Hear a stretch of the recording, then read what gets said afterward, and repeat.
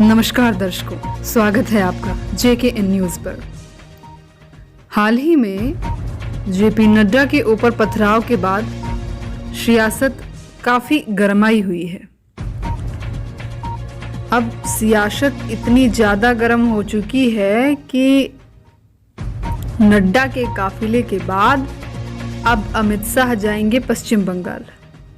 जी हाँ, आपको बताते हैं पूरा मामला क्या है। इससे पहले वीडियो को लाइक करें, हम चैनल को सब्सक्राइब नहीं किया है तो कर लें, ताकि हमारे द्वारा सभी लेटेस्ट खबरें आप तक फटाफट पहुंचती रहें।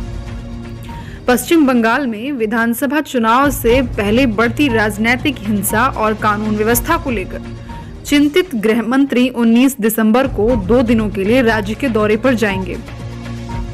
इस मामले से अवगत बीजेपी नेताओं ने यह जानकारी दी है। अमित शाह का यह दौरा ऐसे समय पर प्लान किया गया है जब बीजेपी चीफ जेपी नड्डा के काफिले पर गुरुवार को डायमंड हार्बर जाते समय हमला किया गया। विधानसभा चुनाव से पहले रणनीति तैयार करने के लिए शाह पिछले महीने 4 नवंबर को बंगाल गए थे। उन्होंने पार्टी के कुछ कार्यक्रमों में भी हिस्सा लिया। पार्टी ने कहा था कि शाह और नड्डा हर महीने बंगाल आएंगे। दिसंबर में बंगाल जाने की बारी नड्डा की थी। नड्डा के काफिले में शामिल बीजेपी नेताओं, बीजेपी के महासचिव कैलाश विजयवर्गीय और पश्चिम बंगाल बीजेपी के चीफ दिलीप घोष की कार पर हमला किया गया। नड्डा ने कहा कि वह इसलिए बच गए क्योंकि बुलेट प्रूफ गाड़ी में थे।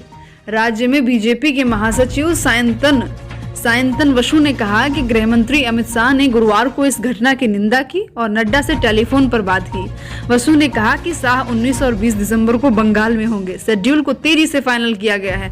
शाह ने गुरुवार को ट्वीट किया कि आज बंगाल में भाजपा के राष्ट्रीय अध्यक्ष जेपी नड्डा जी पर हमला बहुत ही निंदनीय है। उसकी जितनी भी निंदा की जाए वो कम है। केंद्र सरकार इस हमले को पूरी गंभीरता से ले रही है और बंगाल सरकार को इस प्रायोजित हिंसा के लिए प्रदेश की शांति प्रिय जनता को जवाब देना होगा। अगले ट्वीट में उन्होंने कहा कि तृणमूल शासन में बंगाल अत्याचार, अराजकता और अंधकार के युग में जा चुका है। टीएमसी के राज में पश्चिम बंगाल के अंदर जिस तरह से राजनीतिक हिंसा को संस्थागत कर चरम सीमा पर पहुंचाया गया है वो लोकतांत्रिक मूल्यों में विश्वास रखने वाले सभी लोगों के लिए दुखद भी है और चिंताजनक भी। गृह मंत्रालय ने राज्यपाल जगदीप धनखड़ से राज्य की कानून व्यवस्था और शांति बनाए रखने के लिए तृणमूल कांग्रेस सरकार की ओर से उठाए गए कदमों पर रिपोर्ट मांगी। गृह मंत्रालय ने राज्य सरकार से भी रिपोर्ट मांगी। हालांकि तृणमूल कांग्रेस ने कह दिया है कि केंद्र को इसका हक नहीं है। इस प्रकार से अब अमित शाह जाएंगे पश्चिम बंगाल। अब देखते हैं कि क्या होता है। खुदा जेपी नड्डा जी के ऊपर जैसे पथराव हुआ है वैसे किसी के ऊपर हो, काफ़ी निंदनीय है।